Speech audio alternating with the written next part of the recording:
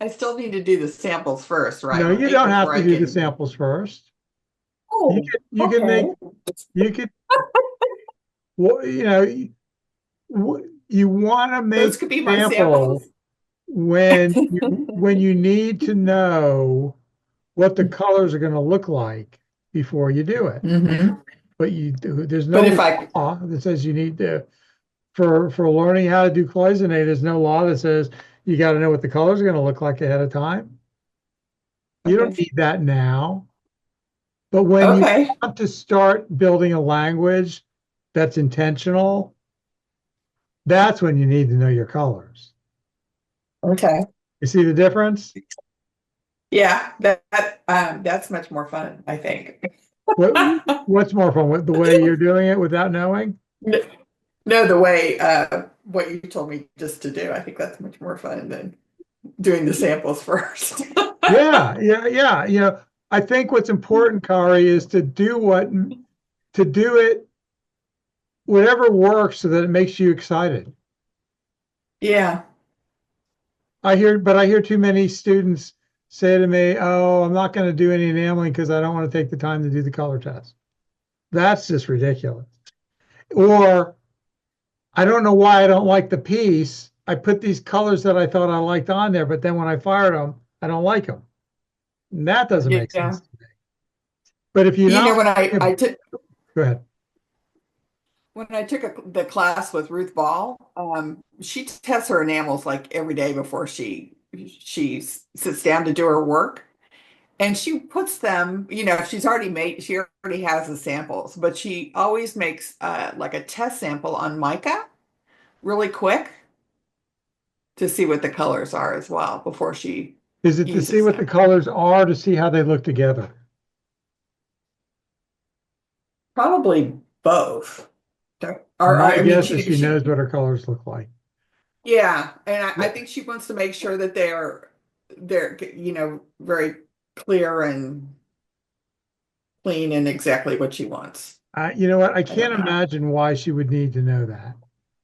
You know, Yeah. Or she maybe she was just teaching us it.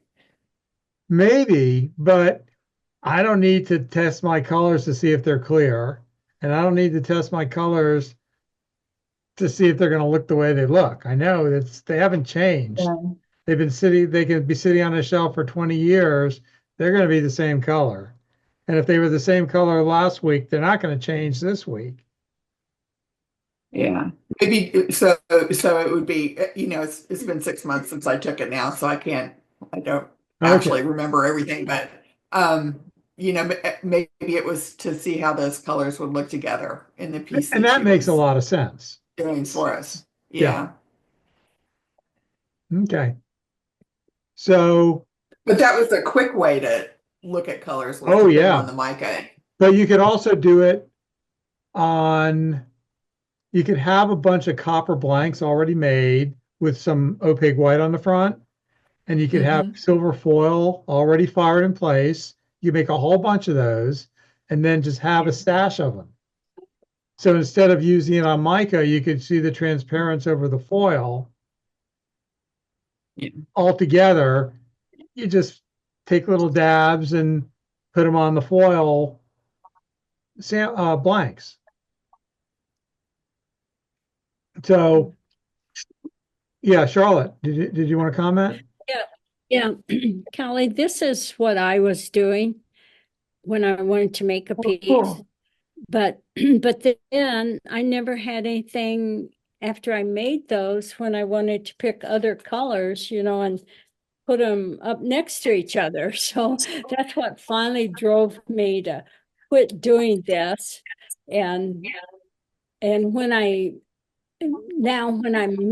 going to make something, and I'll just pick that whole line of colors that I have, and I'll do it then. And then next time when I want to make something else with red, I'll do the reds. And so I'm finding that more successful because now I have all the blues and greens. And so when I'm thinking of blues and greens, I can pull them down off the tray and put them up next to each other. Whereas when I had all these samples, I couldn't do anything with them afterwards. Yeah, you can't move one color from the right to the left. They're Yeah. all No, on there. Yeah, I I actually was have both doing kinds it, of but samples because I love holding them next to one another. But the kind where you have the jigsaw puzzle sort of approach, those are overlays too. So you get different Mhm. color combinations. And I like having both Yeah, because sometimes you, especially if you're doing a blend where you're bringing, say, pink over purple or purple over pink or whatever, then you see you're getting a different color entirely. And some colors don't work well together. So it's a great way to find out in a quarter-inch square. But don't make the squares too little because I found out that making the squares too little made it too hard to see. You're better off making slightly larger blocks so that when the colors, I don't know, Carrie, if you realize what she was talking about when she did that. Could you see that she has, Charlotte, could you hold up the sample again? yeah, Where she has them going vertically and horizontally, is that right? Or Right. yeah, So those yeah. are actually overlaid colors. yeah, So those in are other cool. words, say I would put pink all the way across, and then I would bring down a blue and a purple and a green and and then you see where they cross, what that combination of colors when you're overlaying two transparents looks like. Okay. So if Guys, you're blending, let me show you a couple things. These were the first color samples I made based on maybe Kenneth Bates' book on enameling. So it was on copper, foil, one side had flux, one didn't. You can see the flux bubbled up through one of the colors where it's bubbling up, that was the flux side. So that was my first set of color tests. Then I've made color tests where I have let's see, individual colors on just color shapes. Let's get that in front. Okay, and I just glued them onto a piece of paper. These are old like earring shapes that I used to make. You see the holes in there, top and the bottom? Mhm. I had a bunch of them left over. So those are shapes I made once. Here are some opaque shapes I made or samples, where I just put the opaque on a piece of mica and fired them, and then peeled them off the mica and glued them on but I did two colors, two swatches at each color, and I glued one sample onto the card and one sample onto the lid of the enamel. Here's another one that I did. This is the transparent over the opaques. Big piece, counter enameled, slightly domed, and I wrote down with underglaze on this side, what the color was, and then at the top you can see I wrote down in underglaze what it was. Then and I did that with every one of these colors. So this one was testing different fluxes. So you see across the back here, I wrote down what flux I was using. So I was using like a regular flux for silver, and then I was using a light gray, I was using a champagne, and then I was making some mixtures. So that was a different way that I did my color samples. Then I've made tons of color samples where I'm just playing with foil and color. So my questions here are, what kind of marks can I make using foil, and how can I cover, also what happens when I use a white background or a black background? And then what happens if I use the color in different ways? Am I blending it? Am I creating edges? So these are different types of color samples. Then I've Is got, there a difference? Is there a difference when you use a black and a white oh yeah, because the with transparent foils? doesn't show up over the black, but it shows up over the, Right. Or white. like, Okay. like in this piece in the middle, that's, Yeah. is there, you see the color over the foil, but not over the black. And on this Yeah. one, you see the color over the white and you see it over the foil. Okay. Okay. I see what you mean. Okay. Then Yep. I got to show you this. This is really funny. This is the first time I sent out postcards to customers. It was 1989, the first show I was doing. This is how bad my mark was back then. It's so funny to look at this, but it's kind of like me too. But so here are samples, and these are my first one wire color samples. I just bent a wire, and I decided, well, this gives me two color samples at the same time on one piece, and they don't need to look good together. Occasionally they did. This was a pretty cool sample. And I wrote down on the card, what did I do for each layer? But I've never gone back and looked at these and tried to figure out how I did them, because it was more creating it's like when you drive somewhere, you know how to get to it, right? You don't have to look at a map to go to the grocery store because you've got a mental map already. And it's the same thing with doing your color tests. You start to create maps where you remember. So you don't necessarily have to go look at all your color samples while you're picking out colors. You know over time what they look like because you've mapped it in your brain. And I for like 2 or 3 years, every piece I made, I took a tracing paper and I used the line drawing that I used for the wire work. And then I did a color sketch with colored pencils. And then I did a whole page listing every space. So the sky, the trees, the flowers, and then layer 1, layer 2, layer 3, layer 4. And I wrote down exactly what colors I used. Maybe it was one color, maybe it was a mixture, maybe it was 4 colors. And I did this for every piece.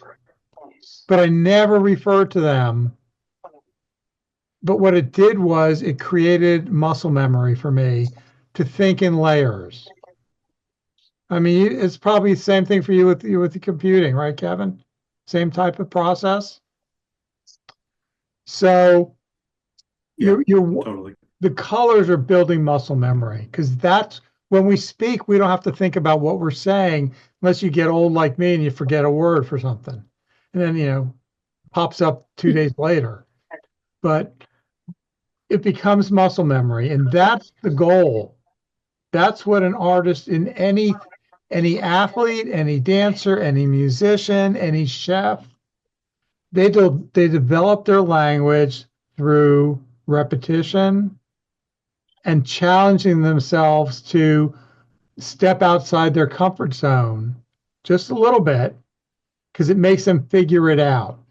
And when you have to figure it out, it creates something in your brain called myelin, which is the layers that are creating sheaths between the different nodules where the electrical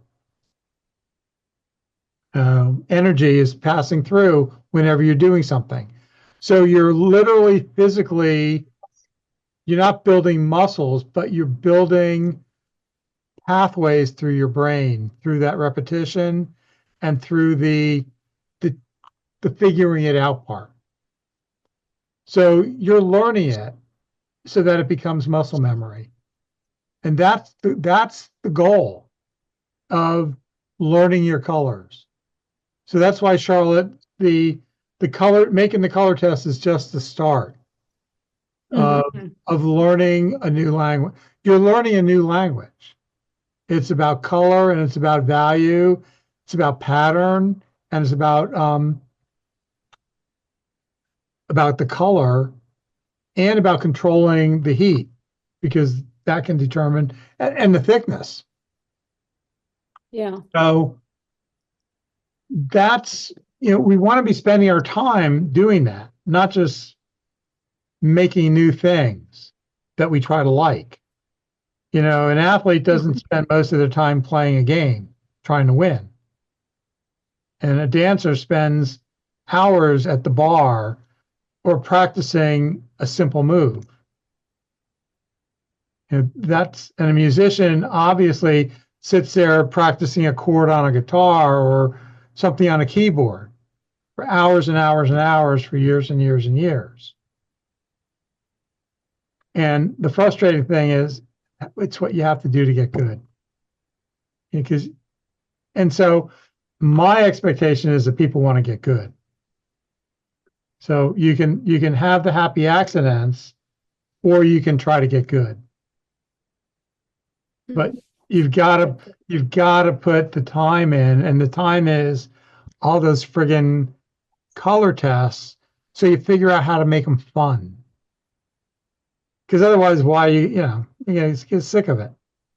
You got to figure out how to make the practice fun so that you stick with it. So there's my speech for today.